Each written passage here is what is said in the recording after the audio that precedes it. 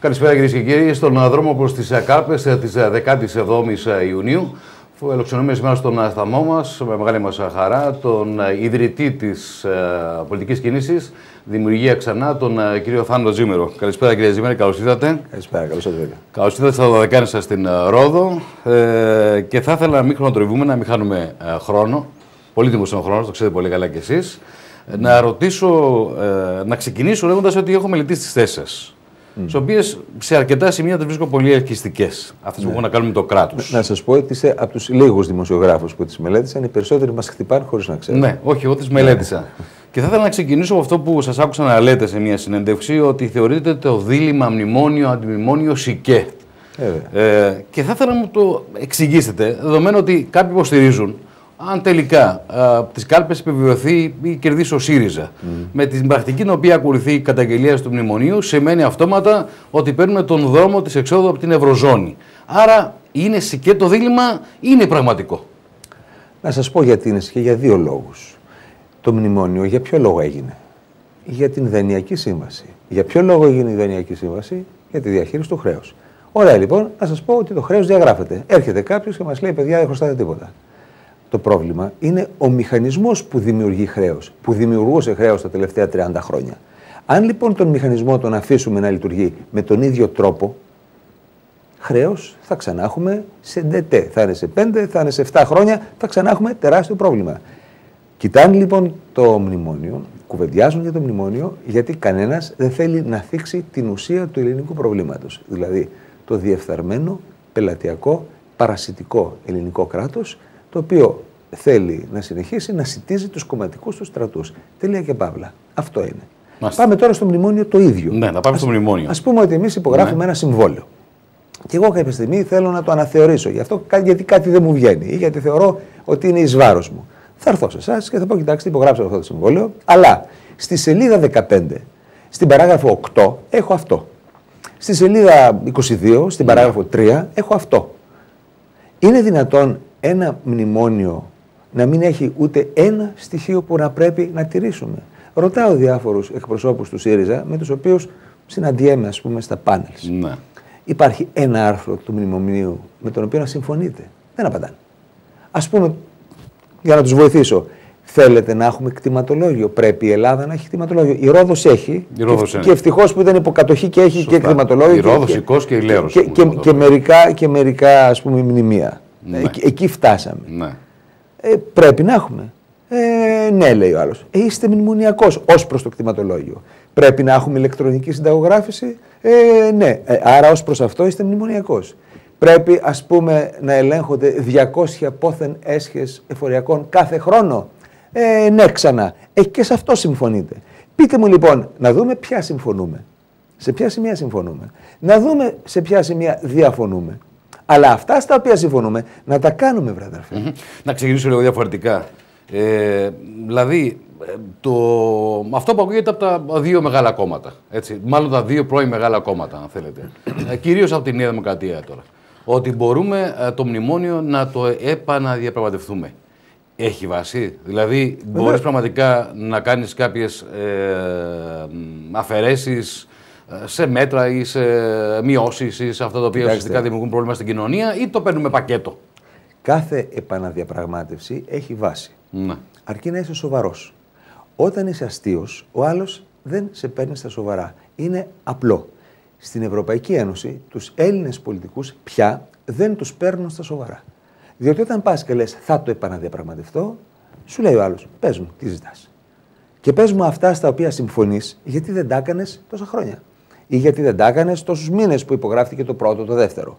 Για ποιο λόγο δηλαδή δεν ξεκίνησε η μηχανογράφηση του δημοσίου που προβλέπεται στο μνημόνιο? Ναι.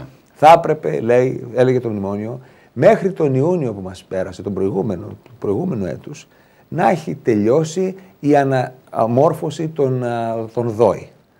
Τίποτα δεν έγινε από αυτά. Και όταν βρέθηκε κάποιος άνθρωπος να κάνει ένα πρόγραμμα software για να δει αυτές οι 300 εφορίες που έχουμε αποδίδουν ή δεν αποδίδουν, το πρόγραμμα έβγαλε το εξής περίεργο για τα ελληνικά δεδομένα, κανονικό, αλλά λέμε περίεργο για τον κοινό νου. Από τις 300 ΔΟΗ που έχουμε, οι 270 συνεισφέρουν το 3% του προπολογισμού των συνολικών εσόδων. Οι 270 το 3%. Μόνο οι 30 έχουν το 97%. Και ρωτάει κάθε σοβαρός άνθρωπος, τι τις έχουμε αυτές τις 270. Γιατί δεν τις μειώνουμε, ας πούμε, ή γιατί δεν τις κάνουμε παραγωγικές. Δύο τινά ισχύουν. Ή είναι σε περιοχές που δεν υπάρχει φορολογητέα ύλη, ή κάτι άλλο γίνεται. Συμβαίνει. Ένα από τα δύο. Μόλις λοιπόν αυτό ήταν το πρώτο έβριμα της μηχανογράφησης, τον ξαποστήλανε τον άνθρωπο, τον διώξαν, γιατί άρχισε αυτά τα πράγματα να τα δείχνει, και του κάνανε και μήνυση, γιατί μίλησε για το γνωστό 4-4-2, δεν είναι ποδοσφαιρικό. Αυτό είναι το κράτος. Αυτά είναι τα κόμματα. Και κόμματα τα οποία στον μηχανισμό τους είναι παρασιτικά, αποκλείεται να φτιάξουν ένα δημιουργικό κράτος. Άρα, εσείς πιστεύετε ότι έχουμε τη δυνατότητα κάποια σημεία του μνημονίου που, αν θέλετε, δημιουργούν ένα πρόβλημα στην κοινωνία και δημιουργούν ύφεση ή βάζουν πολύ μεγαλύτερο χέρι στους μισθούς των Ελλήνων, διότι έχουν μάθει με ένα αλφα βιωτικό επίπεδο. Ότι αυτά είναι μαχητά δηλαδή. Εκεί μπορούμε, αν δείξουμε μια ευπρέπεια, μια καλή συμπεριφορά, να τα διορθώσουμε. Κοιτάξτε, ήμουνα στις Βρυξέλλες, στο περιθώριο της Συνόδου Κορυφής των Ευρωπαίων Ηγετών. Δεν είμαι Ευρωπαίος ηγέτης. Ωστόσο, επειδή έχουν διαπιστώσει ότι η Δημιουργία Ξανά είναι ένα σοβαρό κόμμα με σοβαρές προτάσεις, είχα επίσημη πρόσκληση από τον πρώην Πρωθυπουργό του Βελγίου, τον Γκίφερ Χόφστατ, ο οποίος είναι πρόεδρος της ALDE, της Ομάδας Φιλελευθέρων Κομμάτων του Ευρωκοινοβουλίου. Πήγα λοιπόν στις Βρυξέλλες, τον συνάντησα σε ένα επίσημο δείπνο, το οποίο κράτησε 4 ώρες και συζητήσαμε διεξοδικά για το ελληνικό πρόβλημα. Η θέση που δεν ήταν μόνο δική του, μου εξέφρασε και θέσεις άλλων κορυφαίων αξιωματούχων της Ευρώπης, είναι ότι δεν θέλουμε η Ελλάδα να βγει. Δεν θέλουμε η Ελλάδα να καταρρεύσει, δεν θέλουμε η οικονομία να καταρρεύσει. Αλλά κάντε κάτι να δείξετε ότι δεν μας κοροϊδεύετε. Γιατί και οι Έλληνες στο εσωτερικό και οι Ευρωπαίοι, και όχι μόνο οι Ευρωπαίοι αξιωματούχοι, αλλά η κοινή γνώμη, θεωρούν ότι μας δουλεύετε ψηλό γαζί. Γιατί δεν ξεκινήσατε τίποτε από αυτά που εσείς δεσμευτήκατε να κάνετε? Γιατί, για παράδειγμα, είπατε ότι θα δημιουργήσετε έναν οργανισμό αποκρατικοποίησης, παραχώρησης της δημόσιας περιουσίας, τον φτιάξατε τον οργανισμό, πληρώσατε προεδρία, συμβούλους, γραμματείς, φαρισαίους και δεν έχετε πουλήσει όλους αυτούς τους μήνες ούτε ένα τούβλο. Ούτε ένα τούβλο. Γιατί δεν απλοποιήσατε την νομοθεσία? Για να μην πάμε στα μέτρα που έχουν κόστος, να μην πάμε στις απολύσεις που έχουν κοινωνικό κόστος. Αλλά απλοποιήστε την νομοθεσία στο επιχειρήν που προβλέπονταν γι' αυτό από το μνημόνιο. Καταργήστε τον κώδικα βιβλίων και στοιχείων που όχι μόνο πρέπει να γίνει, αλλά το λένε και τα προεκλογικά σας προγράμματα τα τελευταία 10 χρόνια. Ναι, πολλά χρόνια. Ναι, γιατί δεν το κάνετε επιτέλους το ρημάδι, ένα από αυτά, να δείξουμε ότι κάτι κινείται στην Ελλάδα? Παρά μόνο πουλάτε τζάμπα μαγιά. Αυτό δεν μπορείς να απαντήσεις. Ναι, γίνεται εντέχνος, θεωρείτε. Δηλαδή, νομίζω ότι μετά από το μάθημα της 6ης του Μάη, κάτι έχουν καταλάβει τα κόμματα. Προφανώς τα δύο πρώην μεγάλα έχουν αλλάξει λίγο το πρόγραμμά τους. Γίνεται εντέχνος αυτό, δηλαδή, ενώ γνωρίζουν ότι είναι υποχρεωμένοι κάποια ζητήματα που αφορούν το κράτος, το δικό μας το μνημόνιο, να τα τρέξουν. Γιατί δεν γίνεται? Εδώ είναι η μεγάλη απορία. Διότι τι απόμεινε να στηρίζει τα δύο κόμματα? Ο σκληρός πελατειακός τους πυρήνας. Οι κρατικοδίαιτοι συνδικαλιστές και οι διαπλεκόμενοι επιχειρηματίες. Αυτοί στηρίζουν τα δύο κόμματα πια. Για να κάνουν λοιπόν μεταρρυθμίσεις, θα πρέπει να στραφούν εναντίον των συνδικαλιστών τους οποίους, σας θυμίζω, ότι χρηματοδότησαν με 177 εκατομμύρια ευρώ, χωρίς αποδείξεις, χωρίς παραστατικά, από τα δημόσια ταμεία τα τελευταία 10 χρόνια. Και μάλιστα από τον Οργανισμό Εργατικής Κατοικίας. Δείτε την αντίφαση, δείτε το βαθμό της διαφθοράς. 4.000 οικογένειες, γιατί με αυτά τα 177 εκατομμύρια θα μπορούσαν να χτιστούν 4.000 σπίτια. 4.000 οικογένειες της εργατικής τάξης, μείναν χωρίς σπίτι για να έχουν οι νταβατζίδες της εργατικής τάξης, δηλαδή οι κρατικοί οι συνδικαλιστές, λεφτά να πηγαίνουν ταξιδάκια και να ζουν πολυτελή ζωή. Αυτή η διαπλοκή πώς θα σπάσει όταν και ο ένας και ο άλλος είναι μπλεγμένοι στην ίδια διαφθορά? Πώς το κόμμα θα πει στον συνδικαλιστή, άνοιξε τους λογαριασμούς σου για να δω που πήγαν τα λεφτά που σου έδωσα? Θα πει και ο συνδικαλιστής στον υπουργό, άνοιξε και εσύ τους δικούς σου, γιατί μαζί τα τρώγαμε. Ναι. Αυτό το μαζί τα φάγαμε. Ναι. Ισχύει, αλλά ισχύει για όλη την παρέα των κρατικοδίαιτων, συνδικαλιστών, επιχειρηματιών της ιδιωτικής οικονομίας. Βεβαίως και η ιδιωτική οικονομία έχει τις ευθύνες της. Αυτό λοιπόν δεν μπορεί να πολεμηθεί από τα μέλη της συμμορίας. Θα πρέπει κάποιος απ' έξω να πάει και να τους χτυπήσει. Ναι. Η δημιουργία ξανά λοιπόν κάνει αυτή τη θεσμική επανάσταση. Πάμε να τους χτυπήσουμε. Άνθρωποι της ιδιωτικής οικονομίας, της παραγωγικής οικονομίας, που δεν είχαν σχέση με την πολιτική από άποψη, όχι επειδή δεν ξέραν πολιτική, ενημερωμένοι ήταν, τη δουλειά τους την κυνηγούσαν, καριέρες είχαν, πράγματα κατάφεραν στην Ελλάδα, στο εξωτερικό. Είπαν ότι ως εδώ αυτό το κακόγουστο αστείο τέλειωσε. Ξεσηκώνεται η μεσαία τάξη, οι άνθρωποι της παραγωγικής οικονομίας, ξαναλέω, δεν είναι κόμμα επιχειρηματιών η δημιουργία ξανά, είναι κόμμα εργαζομένων και ανέργων επίσης, γιατί η ανεργία δεν κάνει εξαίρεση. Και αποφάσισαν να μπουν στην πολιτική σκηνή να ξεκαθαρίσουν τη σαπίλα. Εύκολο είναι αυτό, κύριε Τσίμερε, γιατί βλέπω ήδη να δέχεστε αρκετές επιθέσεις. Και να το βάλω στο τραπέζι, γιατί έχετε ακούσει πάρα πολλά τις τελευταίες ημέρες.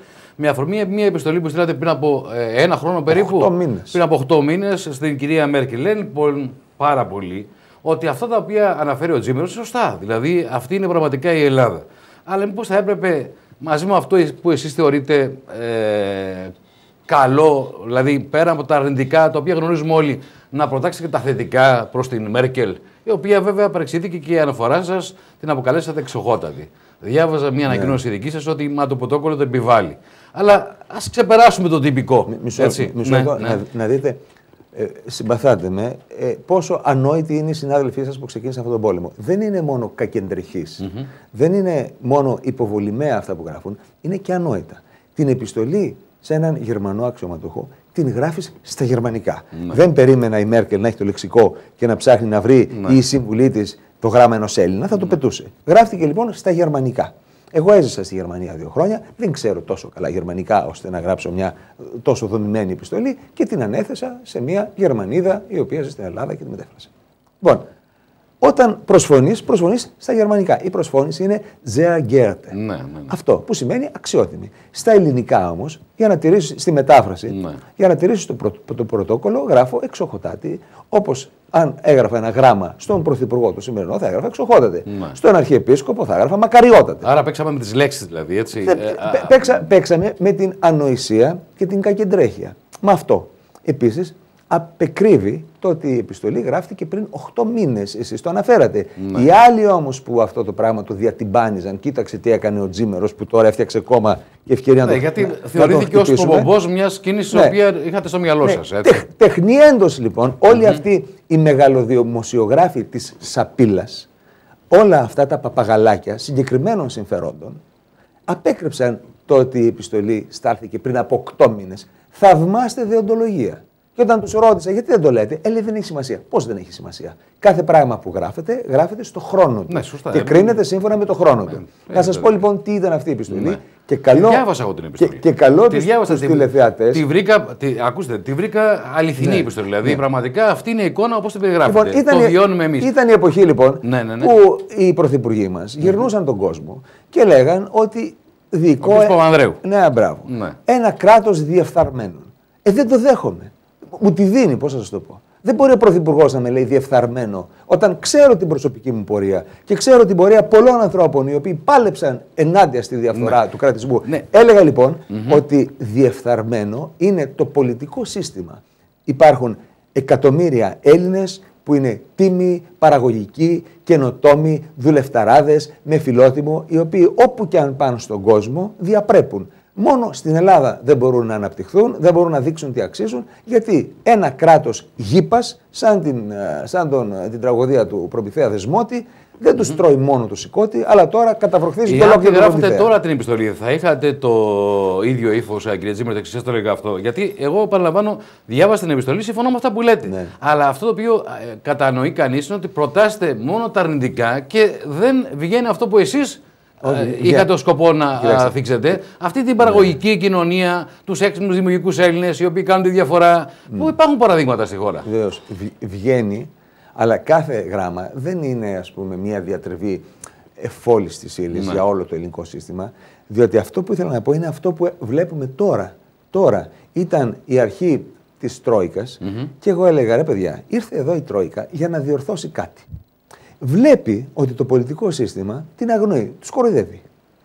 Για παράδειγμα, το πρώτο μνημόνιο έλεγε ότι η μείωση των ελλημάτων του προπολογισμού θα προέλθει από τη μείωση των σπαταλών του δημοσίου κατά 75% της συνολικής μείωσης και κατά 25% από τη σύλληψη της φοροδιαφυγής, ειδικά σε κάποιες κραυγαλαίες περιπτώσεις, όπως είναι το λαθρεμπόριο καυσίμων, ας πούμε. Επειδή όμως αυτό δεν συμφέρει το σύστημα και είναι όλα μέσα στη διαπλοκή, αποφάσισαν να το αγνοήσουν αυτό και να αρχίσουν μια φοροεπιδρομή επί δικαίων και αδίκων με οριζόντιες μειώσεις μισθών και συντάξεων και με φορολόγηση κάθε περιουσιακού στοιχείου, ας πούμε, ακόμα και όταν δεν αποδίδει εισόδημα. Η Τρόικα αυτό το είδε. Αντί να τους πει, έλα εδώ, άλλα σου είπα.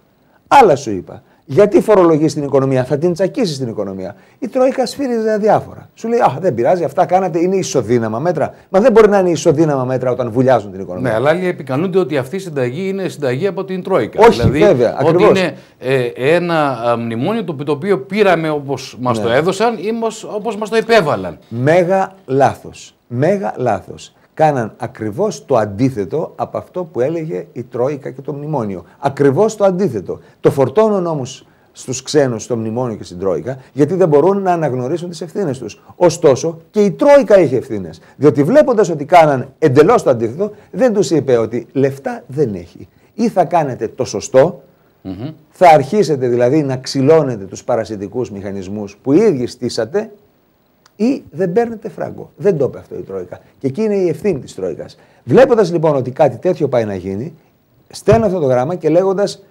λέγοντας ότι μην δώσετε αίμα στον ασθενή πριν να κλείσετε την αιμορραγία. Η αιμορραγία λέγεται διαφθορά και παρασιτοκρατία. Αυτή. Και ανέφερα συγκεκριμένα παραδείγματα. Όχι ότι δεν τα ξέραν.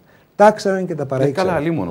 Με λεπτομέρειες πολύ περισσότερες από αυτές που σου έγραψα. Όμως αυτή η επιστολή είχε δύο στόχους. Ο πρώτος ήταν να μάθει η Ευρώπη ότι υπάρχουν στην Ελλάδα και κάποιοι σοβαροί Έλληνες οι οποίοι αναγνωρίζουν τα προβλήματα της Ελλάδας και νοιάζονται να τα λύσουν οι ίδιοι. Δεν τα φορτώνουν στους ξένους. Γιατί εγώ θεωρώ ότι το μνημόνιο είναι ντροπή για κάθε Έλληνα, διότι σημαίνει ότι ενώ το σπίτι μου γκρεμίζεται, εγώ αδιαφορώ πλήρως και έρχεται ο γείτονας να μου πει πώς θα το στηρίξω. Δεν είναι σωστό. Ο πρώτος λόγος ήταν αυτός λοιπόν και ο δεύτερος ήταν η επιστολή να διαβαστεί από τους Έλληνες. Κυκλοφόρησε στο διαδίκτυο, μέσα σε μια εβδομάδα τη διάβασαν περίπου 150.000 άτομα, δέχθηκα εκατοντάδες, μπορεί και χιλιάδες email που είπαν μπράβο, επιτέλους κάποιος να τα λέει τα πράγματα με το όνομά τους και έτσι ξεκίνησε ο πρώτος πυρήνας της δημιουργίας ξανά. Ήθελα να φτιάξω ένα κόμμα από τους ανθρώπους της παραγωγικής οικονομίας, τους άγνωστους, τον πολιτικό της διπλανής πόρτας, αλλά για να γίνει αυτό θα έπρεπε να δώσω ένα δείγμα γραφής, να ξέρει ο άλλος πώς σκέφτομαι, τι απόψεις έχω, πώς βλέπω την πολιτική ζωή και επίσης να δω εγώ αν έχω και άλλους ομοίους που σκέφτονται με τον ίδιο τρόπο. Διαπίστωσα ότι οι Έλληνες που θέλουν να δουλέψουν σε ένα παραγωγικό κράτος και να ιδρώσουν για να πάει η Ελλάδα μπροστά είναι πολύ περισσότεροι από όσους φανταζόμαστε. Και διαπίστωσα ότι και οι Ευρωπαίοι ενδιαφέρονται ουσιαστικά και με συναισθήματα συμπάθειας, ας πούμε, και συμπαράστασης προς τους Έλληνες. Γι' αυτό όταν έστειλα την επιστολή, τον επόμενο μήνα, στο γραφείο μου κάθε μέρα ερχόταν κανάλια και ξένα μέσα ενημέρωσης για να δουν τι καινούριο γεννιέται στην Ελλάδα. Πάντως, αυτή την επιστολή πέρα από τους δημοσιογράφους τους Έλληνες, που θεωρείται ότι κάποιοι είναι στημένοι και τα λοιπά, καγκεντρεχείς και έχουν τους λόγους τους, την ανακάλυψαν και προσφάτως. Η Bild, αν δεν κάνω λάθος, που χθες είχε ένα δημοσίευμα, τι λέει ο Τζίμερος για αυτά τα οποία συμβαίνουν στην Ελλάδα. Ναι, δηλαδή, σε αυτούς δεν καταλογίζεται μια σκοπιμότητα.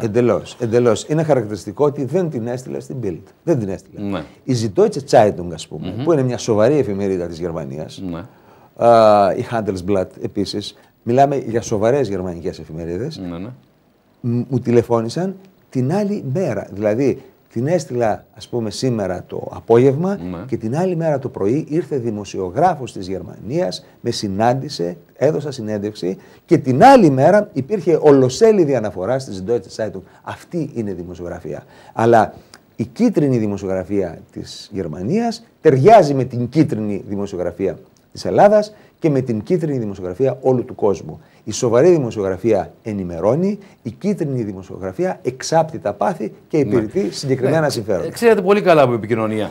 Να ξεφύγω από αυτό και να πάω λίγο διαφορετικά στο ζήτημα. Είπαμε λοιπόν για τα δεινά τα οποία επιφέρουν στους Έλληνες πολίτες αυτό το αδιφάγο κράτος. Έτσι, με όλα αυτά, γραφειοκρατία, με ένα σύστημα το οποίο είναι διεφθαρμένο και όλα αυτά. Από την άλλη πλευρά, η Γερμανία έχει τηρήσει μια σωστή στάση ή συμπεριφορά απέναντί μας, κύριε Τζίμερε? Γιατί καμιά φορά λέμε ότι ας κοιτάξουμε τα δικά μας, δεν μας το είναι ούτε οι Ιουδαίοι, ούτε οι Ιδιάνοι, ούτε οι Απάτσι, ούτε οι Εβραίοι κτλ. Όμως η συμπεριφορά δική τους ήταν η αρμόζουσα, η ιδέουσα απέναντι στην χώρα? Όχι, όχι. Και αυτό οφείλεται στο έλλειμμα κυβερνησιμότητας και ποιότητας στελεχών που έχει και η ευρωπαϊκή διοίκηση. Είναι ένα παγκόσμιο φαινόμενο. Κόνραντ Αντενάουερ, ας πούμε, και Βίλι Μπραντ, ακόμα και Φρανσουά Μιτεράν, δεν υπάρχουν πια στην Ευρώπη. Και δεν υπάρχουν διότι αυτή η γενιά που προέκυψε από τα δεινά του πολέμου και ζυμώθηκε μέσα από την προσπάθεια του λαού να επιβιώσει και να φτιάξει ένα καλύτερο μέλλον, έφυγε και έμεινε η γενιά που τα βρήκε όλα εύκολα. Οι ικανοί λοιπόν άνθρωποι αυτής της γενιάς που τα βρήκε όλα εύκολα δεν έχουν τον ίστρο και το όραμα του παλιού πολιτικού. Σου λέει, γιατί να μπλέξω με την πολιτική και να με βρίζουν όπως βρίζουν εμένα τώρα για χιλιάδες πράγματα, και να μην είμαι στην ιδιωτική οικονομία, να παίρνω ένα σωρό λεφτά με την αξία μου, να μην μπλέκω με αυτή τη γραφειοκρατία. Και η Ευρώπη έχει τεράστια γραφειοκρατία. Όμως θα πρέπει να καταλάβουμε ότι το να βρίζεις τους ξένους για τα λάθη τους δεν σε απαλλάσσει εσένα από το να κρίνεις και να διορθώσεις τα δικά σου. Και εμένα αυτό με ενοχλεί. Το ότι δεν υπάρχει ισορροπία. Ναι, υπάρχει μεγάλο πρόβλημα στην Ευρώπη και, και όταν μιλάμε, ας πούμε, για την ευρωπαϊκή ολοκλήρωση, βλέπουμε τι γίνεται. Επανέρχεται η κουβέντα μου στο τραπέζι. Αλλά αυτό είναι άλλη ιστορία. Τα δικά μας λάθη, τα του οίκου μας, ποιος θα τα διορθώσει? Άρα πάντα θα σφυρίζουμε αδιάφορα και θα ρίχνουμε την παλιά στην εξέδρα. Ναι, θεωρείτε ότι είναι ψευτομαγιά. Δηλαδή, τα δικά μας προβλήματα ουσιαστικά τα αποθέτουμε τώρα στην Ευρώπη και λέμε: κοιτάξτε, το πρόβλημα δεν είναι απλά ελληνικό, είναι ευρωπαϊκό. Έτσι. Δηλαδή, εννοώ ότι πετάμε την μπάλα εκτός γηπέδου. Ναι, ακριβώς. Διότι στην Ευρώπη οι φίλοι μου που φύγαν δεν άντεξαν και φύγαν για να ζήσουν σε ένα καλύτερο, ας πούμε, περιβάλλον. Μπορείς να ιδρύσεις μια επιχείρηση, την ατομική σου επιχείρηση. Δεν λέω μια μεγάλη επιχείρηση που και αυτό εύκολα γίνεται. Μπορεί να την ιδρύσεις μέσα σε 2 ώρες από το ίντερνετ με 1 ευρώ. Δεν χρειάζεται να περιμένεις 7 μήνες, ας πούμε, για να ανοίξεις ένα σουβλατζίδικο ή ένα εστιατόριο. Ή 15 χρόνια για να φτιάξεις ένα ξενοδοχειακό συγκρότημα. Ή να μην μπορείς να φτιάξεις ένα λιμάνι στη Ρόδο, ακόμα και αν σου λένε ότι εγώ τα βάζω τα λεφτά και θα έχεις ένα σωρό έσοδα από τα κρουαζιερόπλια που θα έρχονται. Επειδή η γραφειοκρατία είναι έτσι και ο ένας υπουργός αλληλοκαλύπτεται με τον άλλον και βαριέται που ζει. Αυτά είναι ελληνικό πρόβλημα και αυτά τσακίσαν την ελληνική οικονομία. Μια που το αναφέρατε, να σας πω ότι ο Αντενάουερ και από τη Ρόδο έχει περάσει, όπως και ο Έρχαρη θα περάσει από τη Ρόδο, και νομίζω ότι αυτά τα οποία είχαν πει πριν από περίπου 40 χρόνια είναι τόσο επίκαιρα και τόσο πάνω στο τραπέζι στην εποχή μας. Γιατί από τότε μιλούσαν για την ευρωπαϊκή ολοκλήρωση. Εμπνευσμένοι άνθρωποι δεν πάψαν να γεννιούνται. Απλώς δεν ασχολούνται με την πολιτική. Εγώ έχω συναντήσει στην ιδιωτική οικονομία, και όχι μόνο στην ιδιωτική οικονομία, και στην πλατεία ενός χωριού. Έχω συναντήσει σοφότατους ανθρώπους. Γιατί η Ελλάδα πάντα παρήγαγε μυαλά. Το θέμα είναι ότι αυτά τα μυαλά μένουν παντελώς αναξιοποιητά από ένα σύστημα που ενδιαφέρεται μόνο για τον ευτελισμό του. Προσέξτε, για τον ευτελισμό του. Γιατί όσο ευτελίζεται, τόσο περιχαρακώνει τα συμφέροντά του. Γιατί σου λέει, ποιος σοβαρός θα έρθει να ασχοληθεί μαζί μας. Να ρωτήσω διαφορετικά ή να κάνω μια άλλη προσέγγιση. Δεν φοβάστε αυτά τα οποία εσείς αναφέρετε τώρα σε μια περίοδο που έχουμε 2 μπλοκ? Δηλαδή, βγαίνει ένα μπλοκ το οποίο λέει είναι ευρωπαϊκής προοπτικής και ένα άλλο το οποίο λέει είναι μέσα στην Ευρώπη. Ναι, λίγο έτσι, εννοώ στον ΣΥΡΙΖΑ. Ότι τα όσα αναφέρετε για τα λάθη το αδικά μας, ότι μοιάζουν λίγο μνημονιακά. Και το λέω αυτό, διότι βλέποντας την ψηφοδέλτια επικρατείας που έχετε κάνει εσείς, έχετε την κυρία Ξαφά, πρώην μέλος στο ΔΝΤ, αν δεν κάνω λάθος. Στο επικρατείας. Δεν φοβάστε ότι σας ιδέει με μια λογική λίγο μνημονιακή όλη αυτή η υπόθεση, έστω και συμβολικά? Το ψηφοδέλτιο επικρατείας, όπως θα είδατε, είναι πολυσυλλεκτικό. Ναι, είναι. Η πρώτη και σε εκλόγιμη θέση είναι η Αντιγόνη Λιμπεράκη. Είναι καθηγήτρια οικονομικών, η οποία μάλλον αριστερή θα μπορούσε να χαρακτηριστεί. Θέλουμε να δείξουμε με το ψηφοδέλτιο επικρατείας ότι αυτός ο χώρος των ανθρώπων που έχουν απόψεις, είναι μεγάλος και μπορεί να εκφραστεί ακόμα και με τις ακόμα και με τις διαφωνίες που μπορεί να έχει. Στην Ελλάδα έχουμε ένα πρόβλημα να συνεργαστούμε, πιστεύοντας ότι για να συνεργαστώ με κάποιον θα πρέπει να ταυτίζομαι 100% με τις απόψεις του. Δεν είναι σωστό αυτό. Έτσι οι συνεργασίες δεν γίνονται. Γι' αυτό ναυάγησαν οι προσπάθειες σχηματισμού κυβέρνησης στην προηγούμενη. Δεν πιστεύω στα στεγανά εσείς, έτσι. Δεν πιστεύω στα στεγανά. Και δεν τα θέλω. Και δεν τα θέλω. Διότι αν εμείς συμφωνούμε εντελώς, δεν υπάρχει λόγος να μιλάμε. Ο ένας από τους δύο είναι άχρηστος. Ναι. Μόνο όταν υπάρχει μια διαφορετική οπτική γωνία, είναι σαν τα μάτια. Για να σου δώσουν την αίσθηση του βάθους, πρέπει το ένα να βλέπει λίγο πιο εκεί, το άλλο λίγο πιο εκεί. Αν δεις με ένα μάτι, δεν βλέπεις το βάθος των πραγμάτων. Εμείς λοιπόν θεωρούμε ότι η διαφορετική οπτική μας βοηθάει στο να φτάσουμε καλύτερα στην ουσία των πραγμάτων. Δεν είναι απολυτική αυτή η προσέγγιση που σας λένε κάποιοι. Δηλαδή ότι δεν μπορεί οι άνθρωποι οι οποίοι ουσιαστικά έρχονται και κρύβουν διαφορετικές ιδεολογίες, διαφορετικές απόψεις, να τα βρουν σε ένα κοινό άξονα. Κάθε άλλο θεωρούμε ότι αυτή είναι η μόνη πολιτική άποψη. Γιατί μέχρι τώρα τι είχαμε. Είχαμε ας πούμε την παντοκρατορία, ουσιαστικά την αυταρχική, δικτατορική διοίκηση των επικεφαλής των κομμάτων, οι οποίοι είχαν τους βουλευτές στρατιωτάκια. Αυτό θα ψηφίσετε και όποιος θα το ψηφίσει δρόμο. Μετά τους λέγαν δεν θα ψηφίσετε αυτό, θα ψηφίσετε το αντίθετο από αυτό που σας είχα πει και όποιος θα το ψηφίσει δρόμο. Και βλέπουμε αυτά τα αστεία ας πούμε, στη Νέα Δημοκρατία που διαγράφονται όταν ψηφίζουν, διαγράφονται όταν καταψηφίζουν και μετά έρχονται όλοι μαζί στο Μαντρί για να χτυπήσουμε τον ΣΥΡΙΖΑ, μπας και βγει πρώτο κόμμα. Εγώ θεωρώ ότι και ο ΣΥΡΙΖΑ και η Νέα Δημοκρατία είναι εξίσου ασόβαρα κόμματα. Ο ΣΥΡΙΖΑ ακόμα περισσότερο, διότι όλα τα προγράμματά του, τα οικονομικά, αισθάνομαι ότι κάποιοι τα γράφουν στο πόδι 5 λεπτά πριν να βγουν στην τηλεόραση. Η Νέα Δημοκρατία όμως, με ποιον τρόπο θα κάνει μεταρρυθμίσεις σε συνεργασία με το ΠΑΣΟΚ, ας πούμε, μεταρρυθμίσεις που δεν έκανε όταν είχαν 250 τόσους βουλευτές στην κυβέρνηση Παπαδίνου. Άρα πρόσκαιρα ουσιαστικά είναι αυτή η μεταστροφή ή η αλλαγή που παρουσιάζουν στο πρόγραμμα. Έτσι. Ναι, θεωρώ ότι δεν είναι δίλημμα αν θα βγει ο ΣΥΡΙΖΑ ή αν θα βγει η Νέα Δημοκρατία. Το δίλημμα είναι αν θα γίνουν μεταρρυθμίσεις, ή εάν θα μείνουμε καθυλωμένοι σε ένα σύστημα το οποίο αναπαράγει αυτό το μοντέλο που μας έφερε μέχρι εδώ. Μεταρρυθμίσεις λοιπόν δεν θα κάνει ούτε ο ΣΥΡΙΖΑ ούτε η Νέα Δημοκρατία. Ο ένας θα οδηγήσει την Ελλάδα σε κατάρρευση σε λίγες ώρες και η Νέα Δημοκρατία σε συνεργασία με το ΠΑΣΟΚ άντε σε μερικές εβδομάδες. Ο μόνος τρόπος για να αλλάξει αυτό το σενάριο είναι να μπουν στη Βουλή πραγματικά μεταρρυθμιστές, πραγματικά δηλαδή άνθρωποι οι οποίοι έχουν το DNA της μεταρρύθμισης για να πιέσουν την κυβέρνηση να παράγει έργο και να μην νοιαζόμαστε μόνο για την κυβέρνηση αλλά και για την διακυβέρνηση. Λοιπόν, σε αυτό το σημείο να περάσουμε σε ένα διαφημιστικό διάλειμμα, κυρίες και κύριοι, και συνεχίσουμε σε λίγα λεπτά με τον ιδρυτή της Δημιουργίας ξανά, τον κύριο Θάνο Τζίμερο.